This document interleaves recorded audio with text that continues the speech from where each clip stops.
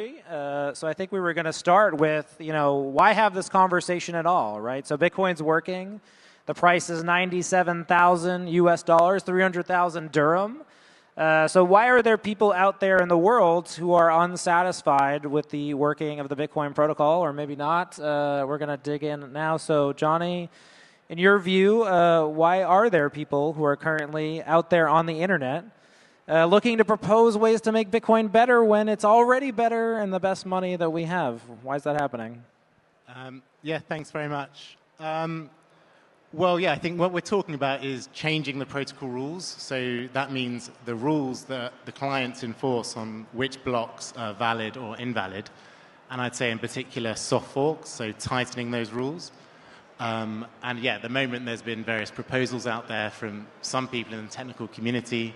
So, for example, Jeremy Rubin has proposed like OpCTV to, there's also L-enhance, another proposal to kind of make the Lightning Network better, and also OpCat. So there's all these like kind of competing ideas about there that people want to add features and capabilities to Bitcoin.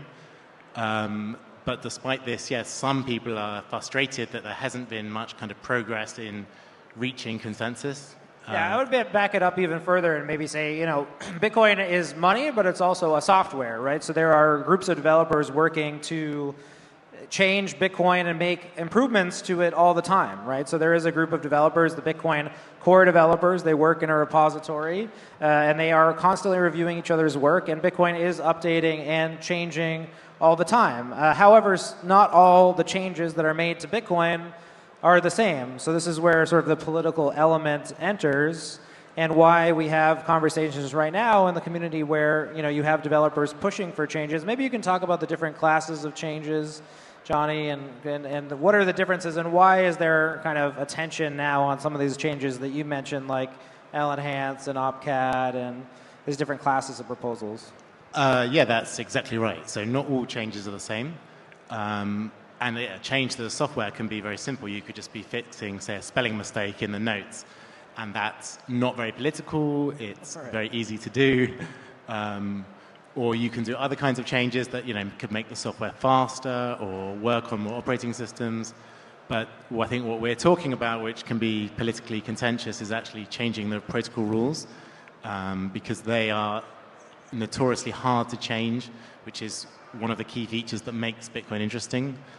And there's no defined process on how to do that.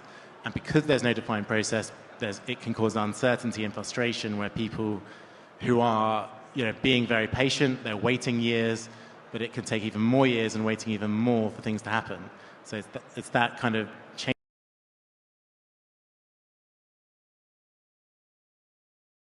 changing the protocol rules takes time, and there's a debate about not just what the rules should be, but what is the process for changing those rules, I guess. How many people are familiar with the current changes to Bitcoin, or proposed changes? How many people are familiar with OpCat or L-enhance or CTV? How many people out there, how many people are ready to upgrade to the next Bitcoin upgrade?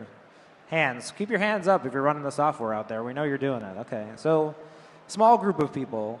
So these particular changes to Bitcoin require the attention, right? So if you're running the Bitcoin software and you're using Bitcoin, I would argue you need to be tapped into what's going on, or at least paying attention. Because essentially what these developers are working on are a class of proposals that would require the majority of software users to make a change to their software in order for these features to be enacted. So the way that Bitcoin works as a distributed consensus system is that occasionally majorities of users decide that they want to update to a new change, they want to enable a new feature, and Bitcoin makes that upgrade by a majority of the people deciding that this is a good idea. So how many people use the Lightning Network? How many people use the Lightning Network to transact? How many people have used it before? Show of hands. You guys aren't using Lightning? Come on, how many people are using Lightning? All right, a few. We got a few out there. So Lightning is a technology that was developed on Bitcoin that was the result of similar changes to the ones being discussed right now, right? There were a series of changes to the Bitcoin protocol that you as a software user, you had to update your end software in order to unlock those capabilities. Johnny, maybe you can kind of unpack those processes and compare them to what's going on with covenants in a similar way. Yeah, so to enable Lightning, there was a software upgrade or a soft fork that happened way back in 2017 called SegWit. which fixed something called third-party transaction malleability, which meant that people could change your Bitcoin transaction just by adding or just editing the signature a bit. Whereas with Lightning, you need those transactions to stay exactly the same so that you can kind of reference them when you update the channel or close the channel. And yet that was very painful to activate that soft fork because there was a whole thing called the block size war from 2015 to 2017. And yeah, there's even debate over exactly how that was activated. There was basically competing factions trying to activate it in different ways, resulting in a kind of huge mess. It was a mess. In the July 2017 period when there was, I think, there was bit 91 that activated like 5 days before bit 148, so just in time, otherwise we could have had a big crisis. How many people out here know Bitcoin Cash? How many people have ever used Bitcoin Cash? Okay, we've got a couple Bitcoin Cash users out there. So Bitcoin Cash was a result of one of these kind of contentious splits in the community. So maybe, Johnny, you can unpack a little bit of, like, we ended up with these two different types of Bitcoin. We don't want to end up with multiple types of Bitcoin, ideally if the technical process is working correctly. Is that correct? Yeah, exactly. So what's going on now is that there's people that want to activate soft forks, and pretty much all of them were on the kind of the side that supported SegWit and were on the kind of conservative, patient side. But even though the kind of patient side won and all these people were on the patient side, now they're worried to still become too patient and too conservative even for them. Because, you know, I think Jeremy Rubin proposed OpCTV like 4 or 5 years ago, and in his view, he's been very patient. No one's really pointed out a problem with that proposal, but we don't know as a community how to move forward and how to activate that. But my view is that we still need to be even more patient and just wait. People are still looking at it, and maybe in 1, 2, or 3 more years' time, it will activate. I think the point I was trying to draw was, you know, Lightning was a series of technical changes. It was a series of these soft forks, and that enabled capabilities that people today use, right? When fees were really high, people were migrating to Lightning. So with Covenants, do you get a sense of what people think these capabilities are? Like, what will actual end users be able to do that they aren't able to do today if they enact these changes, if they run the software? You know, what gets unlocked through this process, or what are proponents of this arguing? Yeah, I think that's why a lot of people are quite cynical about this. They think that these soft forks aren't that important, and, you know, Bitcoin's been very successful anyway. The price has gone up a lot. That would have happened maybe even without the soft fork upgrades.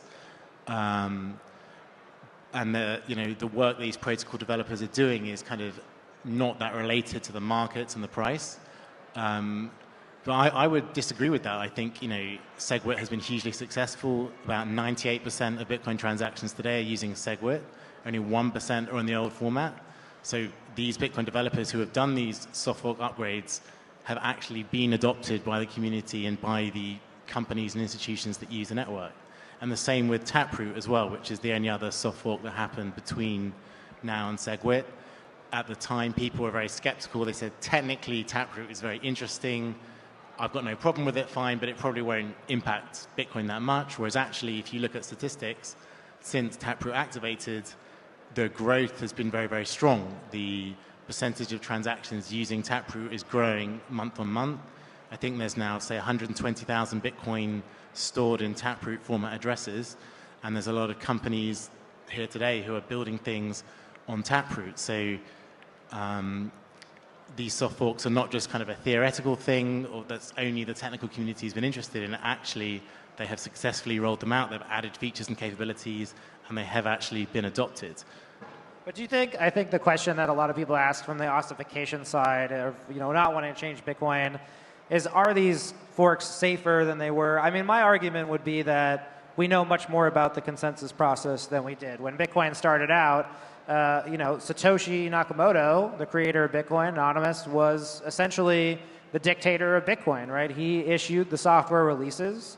He published them to users. And, you know, from all indications, he expected users to simply upgrade to his newest software. So essentially, Satoshi would say, I don't like this part of Bitcoin. This isn't what I wanted. I, as the creator of Bitcoin, get to make this change. You, as a user, you update. And, you know, his process was, in the words of Luke Jr., one of the kind of tenured core developers, it was monarchical. It was, he was a benevolent dictator. He was a monarch. So Bitcoin has sort of transitioned from a system where, the software is decentralized. You can use a decentralized money, but that decentralized money was centrally controlled or sort of managed by a single person. That is not the case today, right? So the Bitcoin core community is now hundreds of people around the globe reviewing code, all of whom sort of have different disagreements about the problems in Bitcoin. I said earlier today, the problem with problem solving is identifying the problems, right? So in a decentralized community where everybody disagrees on what the problems are, you have to get consensus. So it moved from this kind of maybe a dictatorship under Satoshi, if you think it's fair to say, to something where there's more of a loose governance, but maybe a better understanding of that governance. Do you think that's correct? Yeah, I think that's absolutely right. So in the early days, Satoshi was a dictator on technical issues, and then gradually we've kind of moved away from that. So after Satoshi, there was Gavin, who maybe wasn't really a leader, but he was certainly the most... Well, he did even call himself the lead developer, right? So he called himself, controversially, he said Satoshi handed over the leadership role to him. And of course, other people have refuted that and said, and didn't regard him as the leader. But whether he was a leader or not, he was very, very influential in the technical community. Not as influential as Satoshi was. And then after he kind of lost his influence, again, we were in a period where there were still some developers who were very clearly more influential than others. They definitely weren't leaders. They didn't refer to themselves as leaders, unlike Gavin.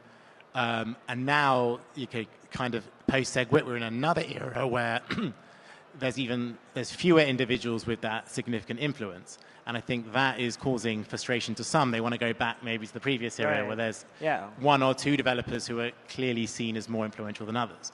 But really, we're moving forward to a stage where that's not the case, and there's no one or two or three developers who we can easily point to and go, yep, those people are the more influential ones. And I think that's a good thing, but it can be frustrating, and we just have to be I was going to say, patient. This seems like one of the biggest frustration points now, actually, amongst the developers, is they sort of want someone to sort of push forward changes. And I would argue, that has been in place really up until SegWit and through that process, maybe even to Taproot.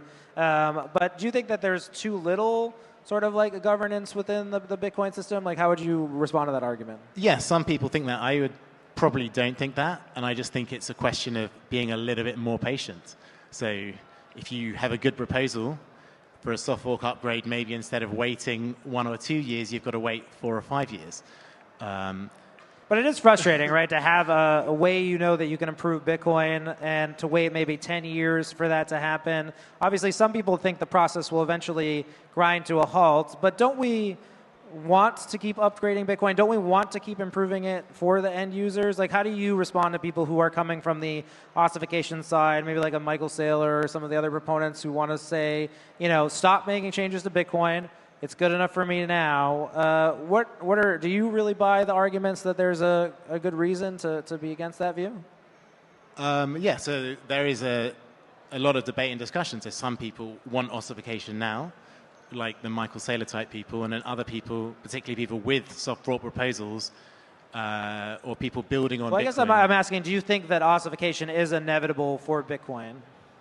No, I don't think it is inevitable. I hope it's inevitable at some point, but not now. I don't think we're ever going to reach a stage where all the developers agree, yep, we're now ossified. The way I think it will develop is, say, you do a soft fork once every 3 years, then the gap between soft forks goes up to 5 years, 10 years, and eventually you're in a situation where there hasn't been a soft fork for kind of a whole generation of developers, and nobody knows how to soft fork anymore. So it kind of naturally emerges that we kind of ossify slowly rather than reaching a point where we suddenly say, yep, we've now ossified. I think it's more of a gradual process to ossification, and I hope that we get there, and then the protocol rules will be very strong and difficult to change. Do you get a sense, like, if I was to ask you to describe, okay, what is the process of someone proposing something and it being enacted in Bitcoin? Is there, in your view, there was recently a paper that was put out by Lynn Alden and Steve Lee and some other people where they tried to kind of codify the Bitcoin development process and say, it happens in these stages. Is that something could you define the process? Should we define the process? Like, how do you think through that? Yeah, I definitely would recommend everyone read that paper. That was a very good paper. I think it's called BCAP or something on I GitHub. thought it was a very odd paper because I feel like it was like writing a paper describing war by analyzing a series of wars and then coming to like a general theory of war. But then, there's never been a Bitcoin change that has been like a past change, right? It always seems like it's a bespoke, highly individual process of some people pushing for change, some people resisting that change, and like maybe that's just the raw governance of Bitcoin as a decentralized protocol. Yeah, you're exactly right. So the processes of doing a soft fork has changed over time. So if you try to copy exactly how it was done in a previous time, you might fail because, of course, the environment's changing. We're gradually, slowly, in my view, moving towards ossification, which means you have to kind of change how the process is done. And yeah, that there is no written down kind of process on how to do a soft fork. Instead, it's a very vague, kind of wishy-washy process. And I think it's good because, if there was a clear written process, that, of course, leaves us more open to attacks. And I still think we're kind of in a scenario where you will know its consensus when you see it. Well, is that how you feel like there's a popular poll going around now? How many people have seen the poll on Covenant's activation proposals? There's developers who are polling each other. Is anybody following that poll? I know Peter Todd does follow that poll, so I want to see that hand in the back.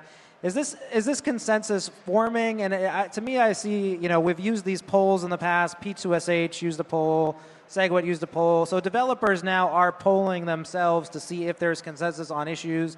Is this a start of consensus? Is this something that could easily fade away? Like, is this something where now if you're someone who doesn't want Bitcoin to change, maybe now you should engage because there's some people sort of putting a stake in the ground, right? Like, is this the start of an upgrade to Covenants? To me, it feels like it is.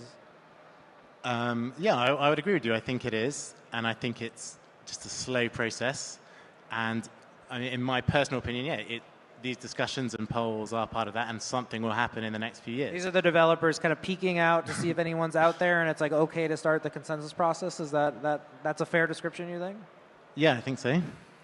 And then, so how would it move forward from there? Because it does seem like we're getting a better picture of some of these processes. So talking about this order of operations, in terms of how mature these proposals are. If you're someone out there who wants to get involved, like how do you, as a software user, you want to be a sovereign Bitcoiner, you want to run your own node, like how would you get engaged now? How would you get people engaged now? If you say, hey, go look at this poll, what do you do? Like, to be engaged in the process. Yeah, what are you doing as a Bitcoin user to kind of engage in this process? I'm personally not really doing anything. I'm just kind of observing. You're observing. Yeah.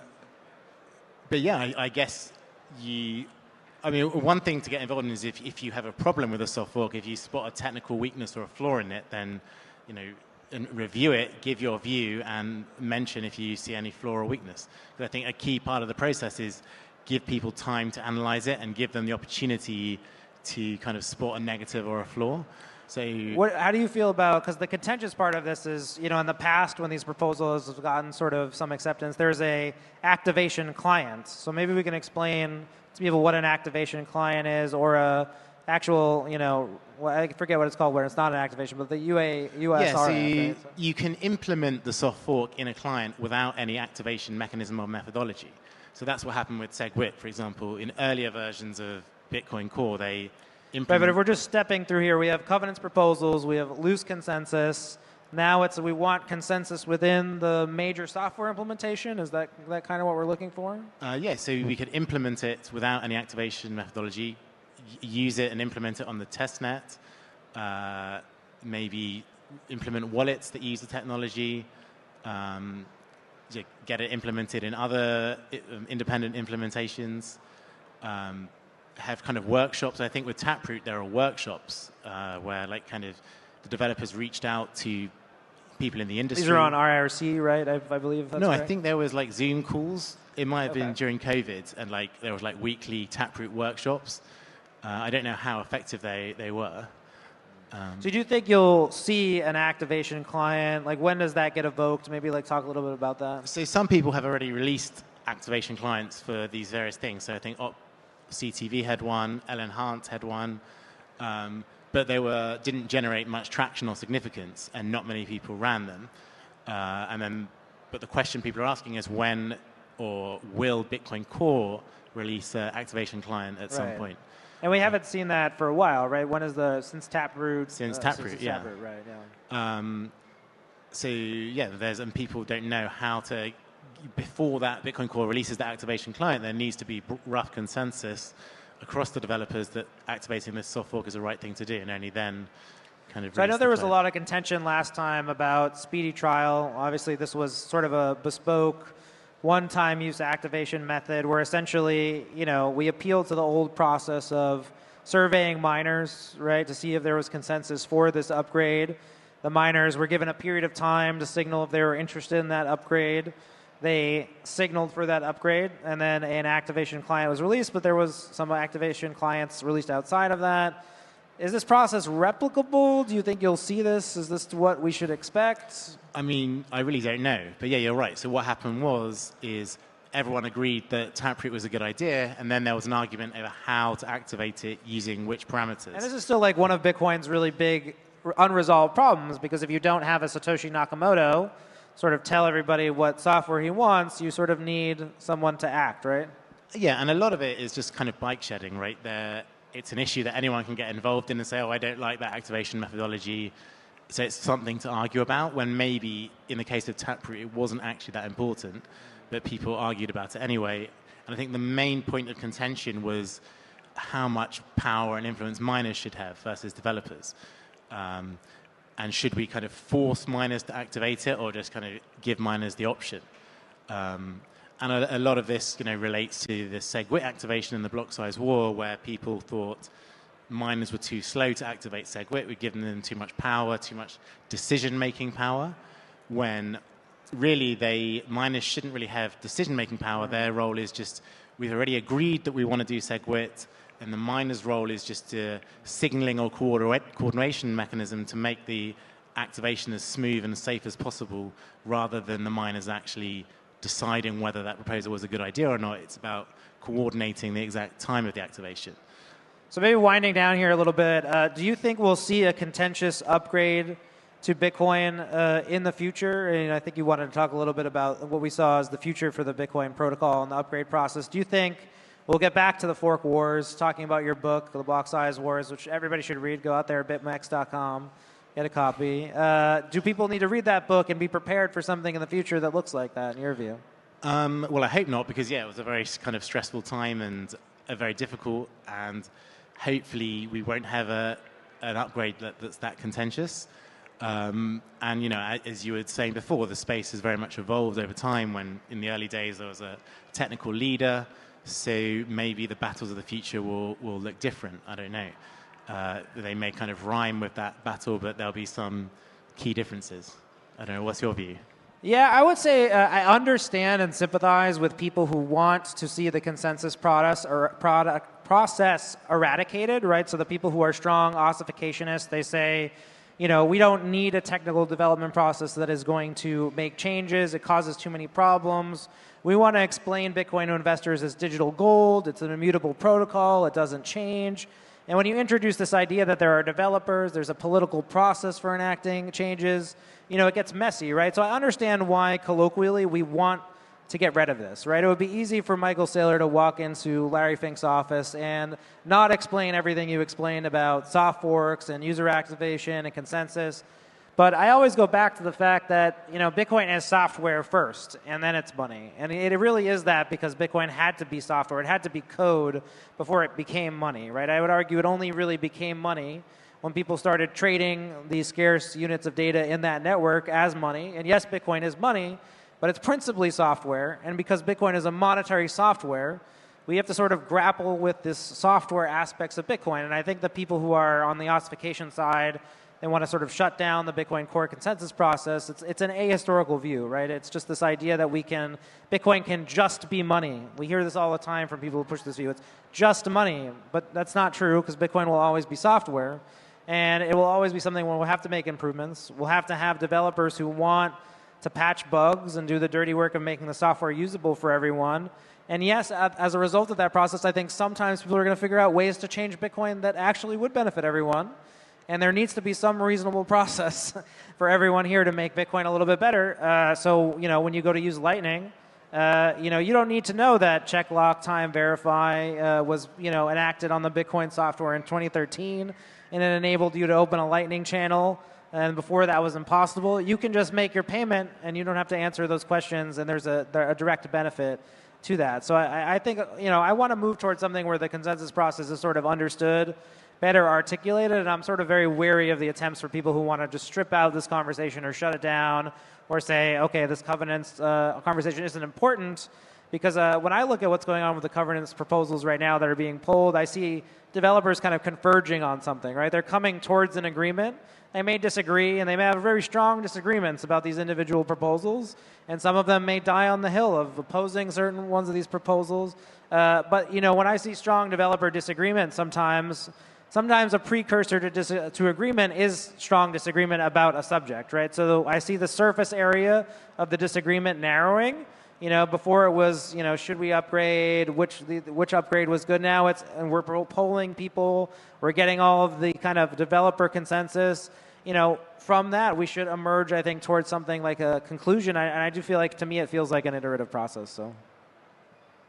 Yeah, definitely, I'd agree with you. I think we shouldn't ossify now. And I think, a lot of these people that you mentioned, have a more naive view about ossification, and it's just really impossible to do that to the degree they want. But the only thing I would push back a bit on what you're saying about, you want the consensus process to be reasonable and understandable. I think it's okay if it's a bit murky and complicated and even a bit unreasonable, stressful, frustrating. I think that's kind of part of the process. Well, I think that's all the time for us. Thanks, everybody. And we've got one more panel, so stick around. This has been How to Change Bitcoin. Get Johnny Bier's book, The Block Size War, BitMEX.com. Thanks very much. All right. Cheers.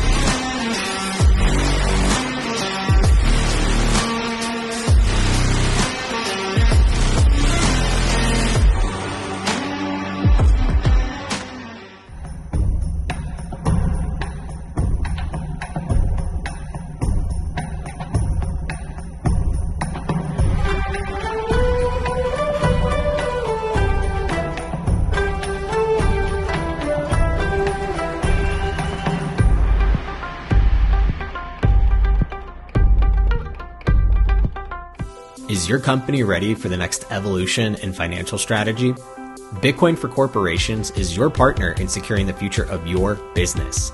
With exclusive membership benefits, our comprehensive masterclass, and a network of trusted service providers, we provide the insights and resources to help you incorporate Bitcoin into your financial strategy, ensuring stability and long-term value. Strengthen your business. Innovate with confidence. Bitcoin for Corporations, protecting your treasury and positioning you for the future.